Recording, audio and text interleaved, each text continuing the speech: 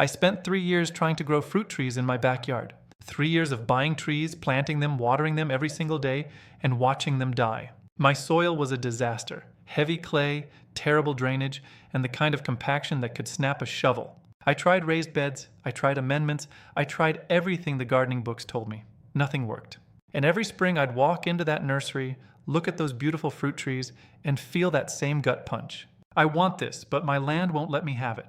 Then one day, a neighbor of mine, been homesteading for over 30 years, walked over while I was standing over yet another dead apple tree. And he said something I'll never forget. He said, "Stop fighting your land. Put your trees in pots." I laughed. I actually laughed at him. Fruit trees in pots? That sounded like something you'd see in a fancy hotel lobby, not on a working homestead. But I trusted him, and I tried it. That was 4 years ago. Today I have more fruit coming off my property than I ever dreamed possible. And it's all in containers. So in this video, I'm going to walk you through the 13 best fruit trees that absolutely thrive in containers and small spaces, even in the worst soil you can imagine. And I'll tell you right now, the one that shocked me the most, the one that completely changed how I think about container growing, that's coming in at number 3. So stick with me, because you don't want to miss that one. We're starting from number 13 and working our way down. And I promise you, it gets better and better the further we go. Number 13, crabapple. Now I know what you're thinking. Crabapples? Really? But hear me out, because this tree earns its place on a homestead in ways most people never consider. Crabapples are incredibly tough. They handle container life better than almost any other member of the apple family. And they serve double duty on your property. First, they're pollinators. If you've got apple trees nearby, a crabapple in a container can dramatically improve your fruit set across the whole orchard. Second, the fruit itself is far more useful than its reputation suggests. You can make jellies, cider, and sauces, and even fermented drinks from crabapples. The fruit is high in pectin, which means when you're making jam from other fruits, you can add crabapple juice and skip the store-bought pectin entirely. In a container, choose a dwarf or semi-dwarf variety. A 15 to 20 gallon pot is your minimum. Use a well-draining mix. I do 2 parts quality potting soil, 1 part perlite, and 1 part aged compost. These trees are cold hardy, disease resistant, and once established, they don't need a lot of fussing. Give them full sun and consistent watering during the growing season, and they will reward you every single year. Number 12, quince. Quince is one of those fruits that almost nobody grows anymore. The fruit looks like a cross between an apple and a pear, but you can't eat it raw. It's too astringent. The trees are naturally compact. Even in the ground, they tend to stay manageable, which makes them perfect for container growing. In a 20-gallon pot with good drainage, a quince tree will settle in and start producing within 2 to 3 years. What you can do is turn it into some of the most incredible preserves, pastes, and fruit butters you've ever tasted. Quince paste, called membrillo in Spanish, is one of those things that once you've made it yourself, you'll never want to be without it. It pairs with cheese, it preserves beautifully, and it uses a fruit that most people at the farmer's market have never even heard of. Quince trees are also extremely disease resistant compared to apples and pears. They don't need as much spraying. They don't need as much coddling, and they bloom late in spring, which means they usually miss the last frost. If you want reliable fruit production with minimal input, quince deserves serious attention. Number 11, mulberry. If you've ever wanted a fruit tree that basically takes care of itself, mulberry is your answer. Produces an almost ridiculous amount of fruit and thrives in a container. I grow 2 container mulberries on my property, and every summer they are absolutely loaded. The fruit ripens over a long period, which is actually perfect for a homesteader. You get a steady supply rather than one overwhelming harvest all at once. Now, the one thing to know about mulberries is they will stain everything they touch: your hands, your clothes, your patio. Plan accordingly, but the flavor, especially the red and black varieties, is extraordinary, sweet, complex, almost wine-like. You can eat them fresh, dry them, freeze them, make wine or jam. Or just let your chickens go crazy under the tree.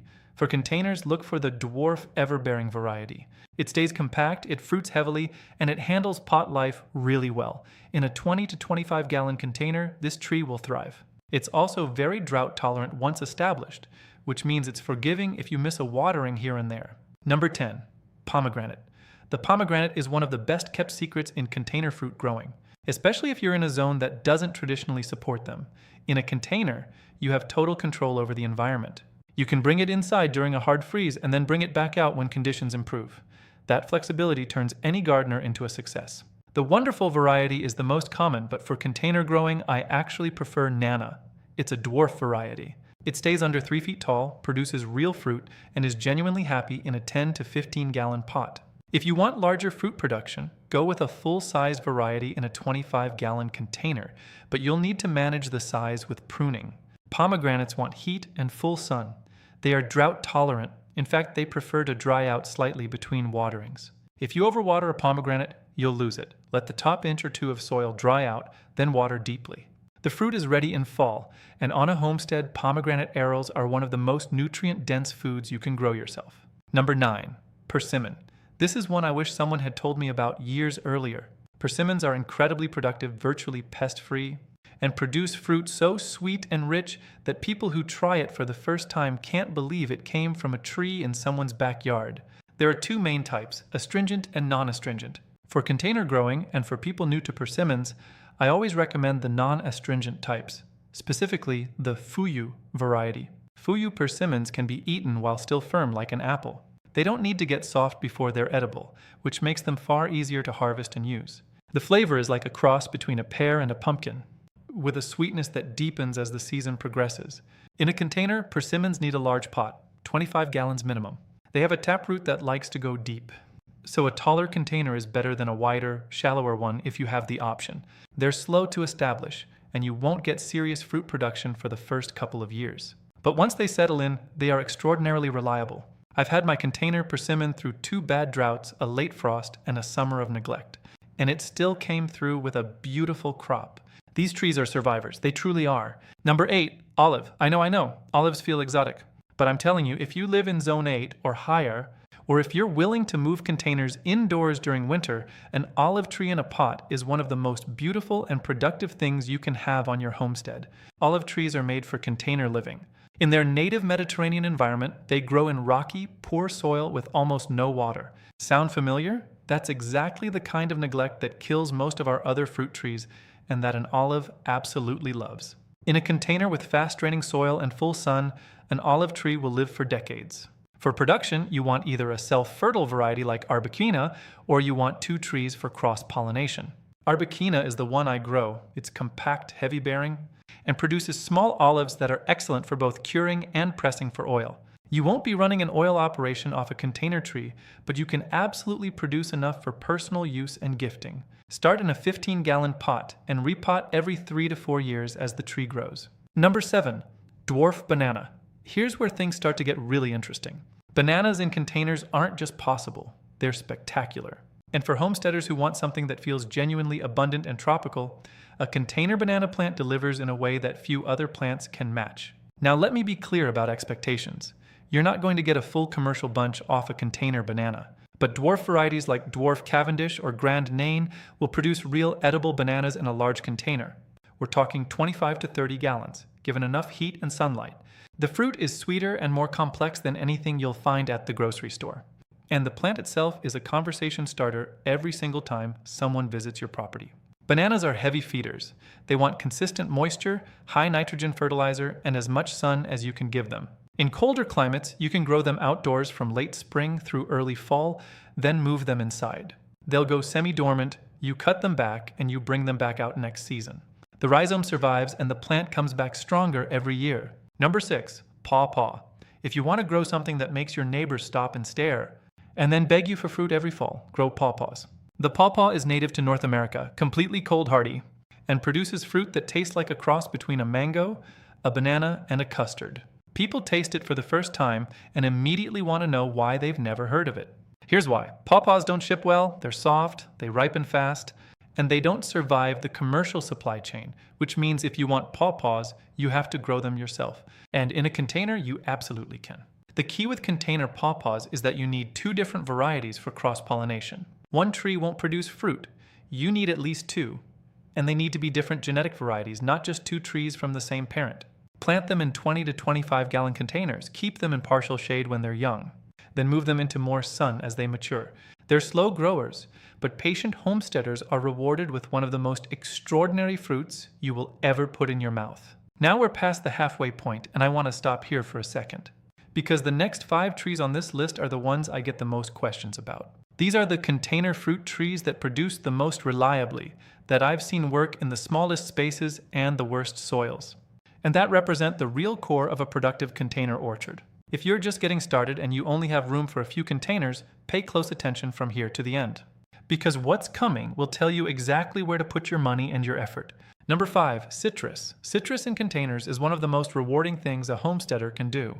And it's far more achievable than most people think, even in cold climates.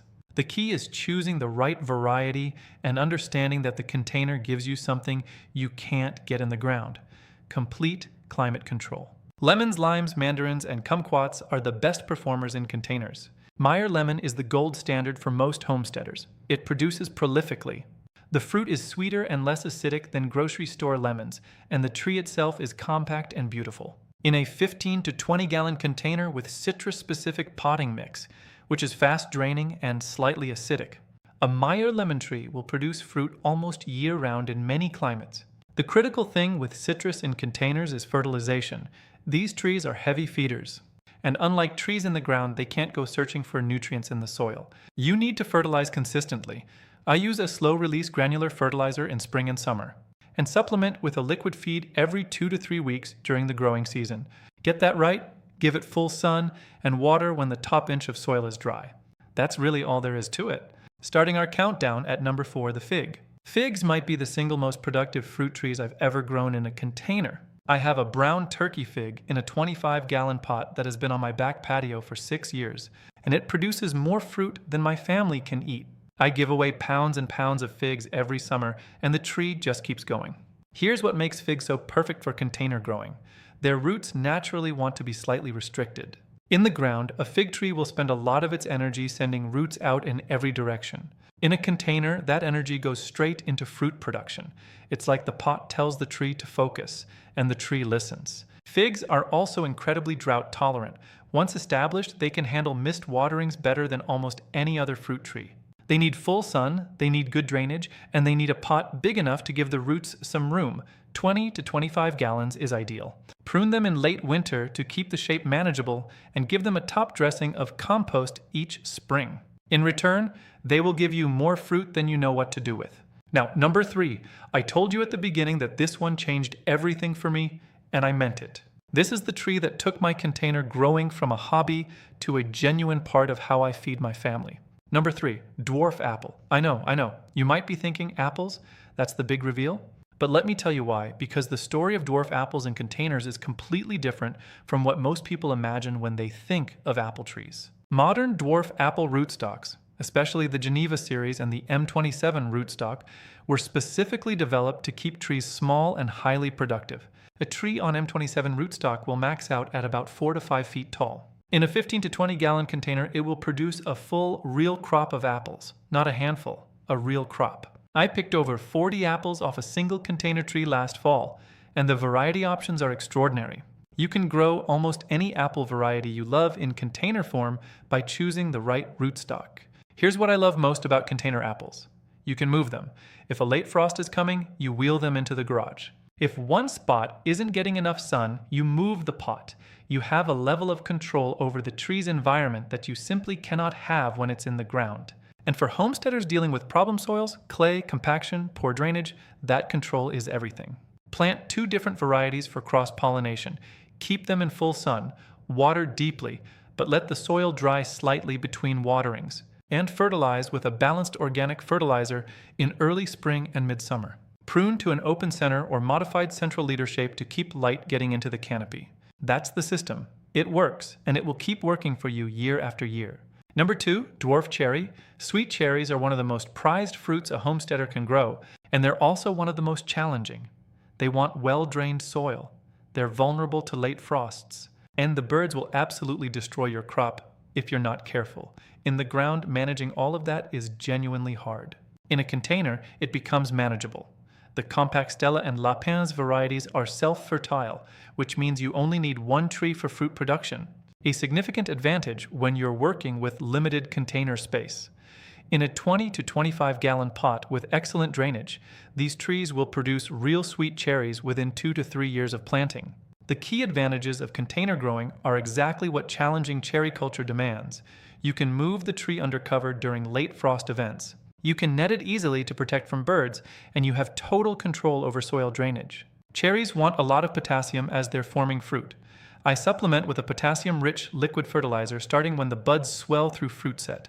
They also need consistent moisture during fruit development. Inconsistent watering causes the fruit to crack, which ruins the harvest. Get those two things right, and container cherries are one of the most rewarding crops on the homestead. Number 1, dwarf peach. This is it. This is the one. If I could only grow one fruit tree in a container, one single tree on my entire property, it would be a dwarf peach without a moment's hesitation. Here's why. Peach trees are naturally shorter lived than many other fruit trees. They're designed to produce hard and fast rather than live forever. That means they put energy into fruit rather than into massive root and branch systems. In a container, that tendency is amplified. And what you get is a compact tree that is absolutely loaded with fruit during its productive years. Varieties like Bonanza, Honey Babe, and El Dorado were specifically bred for container and patio growing. They stay under 5 feet tall, they're self-fertile, and they produce full-sized, full-flavored peaches. Not miniature peaches, real peaches. The kind where the juice runs down your arm when you bite into them in August. In a 15 to 20 gallon container with good drainage and full sun, a dwarf peach tree is genuinely low maintenance. Water consistently, fertilize in early spring with a balanced fertilizer, thin the fruit in early summer to improve size and flavor, and protect the tree from late frost if your climate requires it. That's the whole program.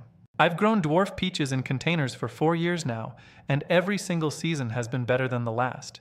The trees are healthy, the fruit is exceptional, and every time I walk out to the patio and see those peaches turning golden in the summer sun, I think about that neighbor who told me to stop fighting my land.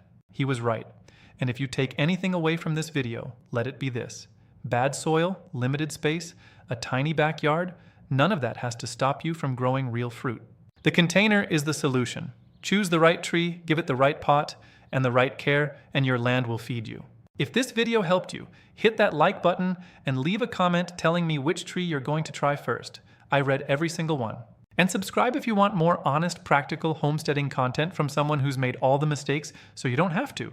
I'll see you in the next one.